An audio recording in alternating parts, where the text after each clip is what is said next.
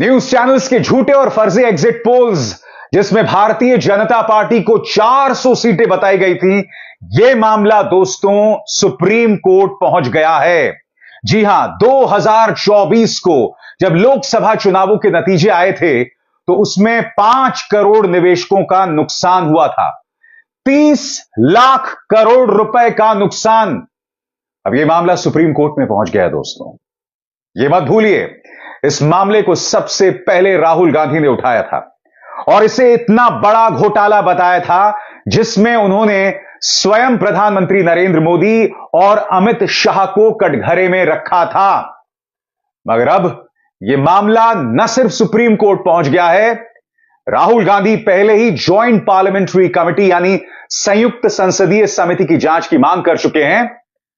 अब इंटरनेशनल बदनामी हो रही है। जी हां, इंडिया टुडे के प्रदीप गुप्ता, इन्हीं के एक्सिस ने भारतीय जनता पार्टी को करीब 400 सीटें दी थी।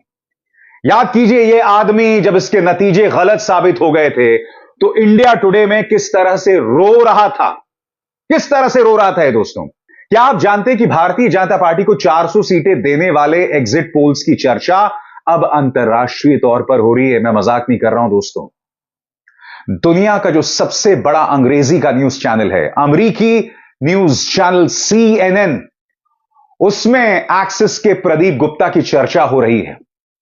सुनिए CNN में क्या कहा जा रहा है, देखिए। Today's shocking election result in the most populous country in the world. Incumbent Narendra Modi just clinched a third term as India's prime minister, but not without a significant setback. Results show that his once dominant party is losing ground in parliament, completely catching some off guard, including this popular pollster who wept on live television after he realized his predictions were wildly off track. Our pollsters in the U.S.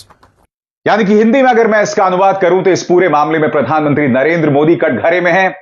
वो तमाम news channels कटघरे में हैं जो झूठे exit polls दिखा रहे थे। वो एग्जिट पोलस्टर्स कटघरे में हैं जिनके भारतीय जनता पार्टी के साथ ताल्लुकात थे।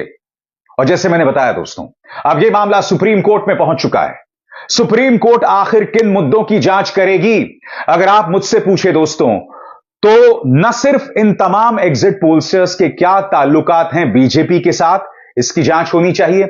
इसके अलावा जिस तरह से एग्जिट पोल वाले दिन शेयर बाजार में उछाल आया था, इससे कितने लोगों ने कमाई की, एक्सिस और उनके जैसे जो तमाम पोलस्टर्स हैं उन्होंने कितनी कमाई की, तमाम न्यूज चैनल्स ने फर्जी तरीके से जिस तरह से स्टॉक जो है आसमान तक छू रहे थे, कितनी कमाई की, इन तमाम चीजों की जांच होनी चाहिए। और सबसे बड़ी बात हम नहीं भूल सकते हैं, स्वयं प्रधानमंत्री नरेंद्र मोदी और अमित शाह इस बात की भविष्यवाणी कर रहे थे कि 4 जून को शेयर बाजार उछलेगा, आप अपना शेयर लगा लीजिए, निकाल लीजिए, जोड़ दीजिए। ये तमाम बातें की जा रही थी, आपको याद है कि नहीं? और इन दोनों ने प्रधानमंत्री नरेंद्र मोदी के परम मित्र गौतम अडानी के न्यूज चैनल को इंटरव्यू में यह बात कही थी। दिलचस्प बात यह है दोस्तों, एग्जिट पोल्स के अगले दिन जिस कंपनी के शेयर्स में सबसे ज्यादा उछाल आया वो गौतम अडानी की कंपनियां ही थी।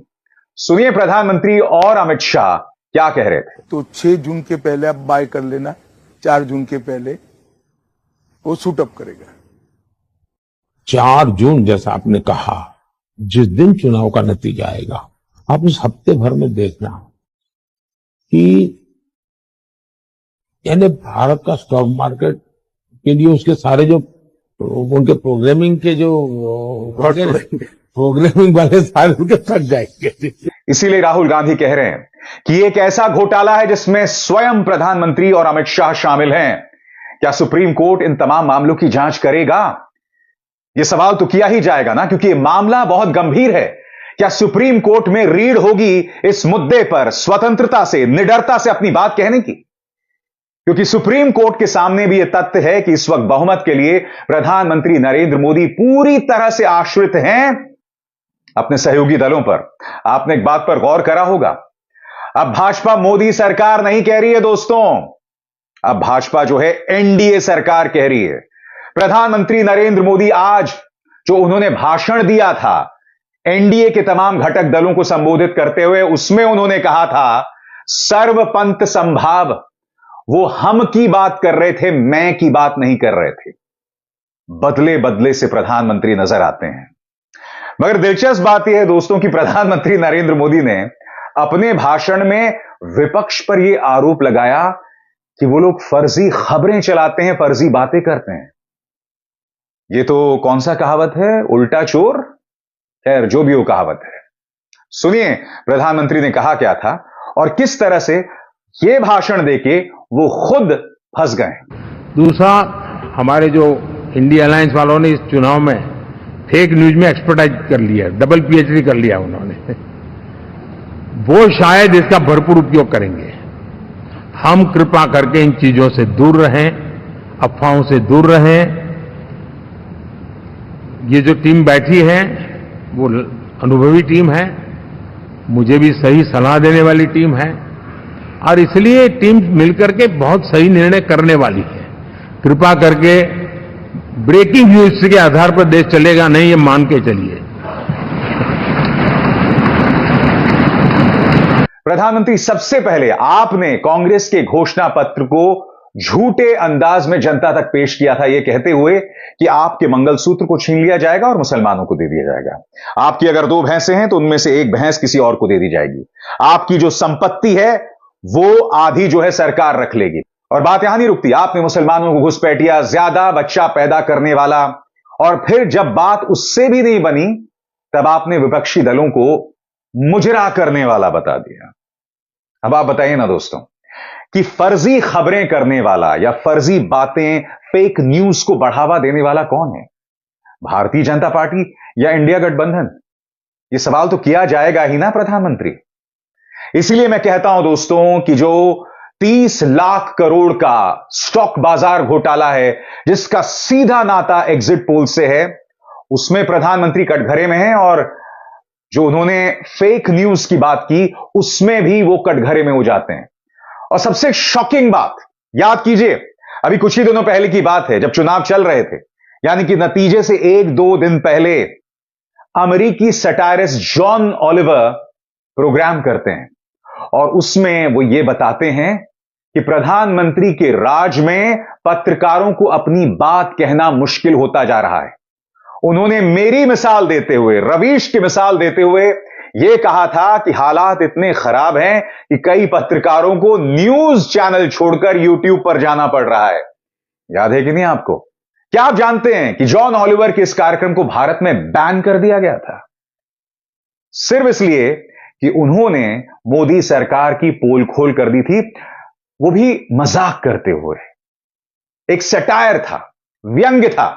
याद कीजिए जॉन ऑलिवर ने क्या कहा था। Whatever your reason, at least it's your choice, not someone else's, to not watch. What I'm saying is, meaningful criticism of Modi is scarce on TV in India. In fact, many veteran anchors who were critical of him have migrated to sites like YouTube instead.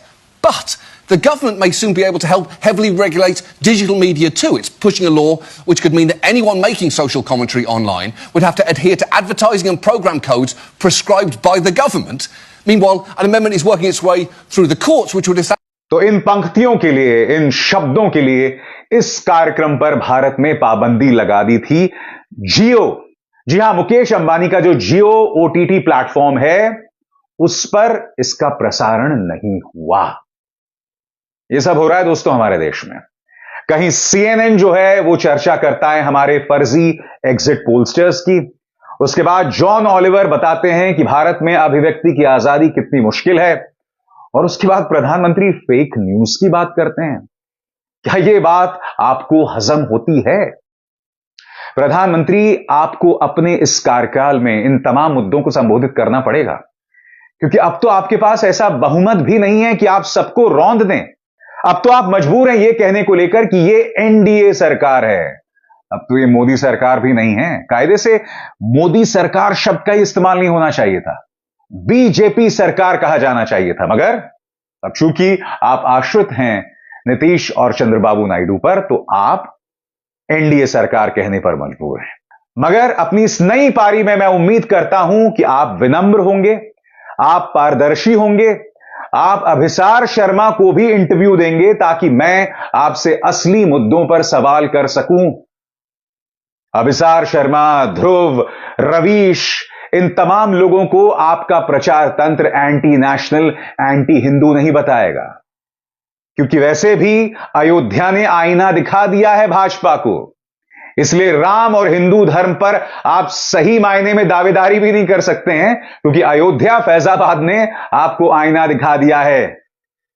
मैं उम्मीद करता हूं कि आप मेरे इस मशवरे को सलीके से लेंगे, बगैर नाराज हुए, क्योंकि मैं सवाल पूछूंगा इस मंच पर और लगातार पूछता रहूंगा। अभिसार शर्मा को दीजिए इजाजत। नमस्कार।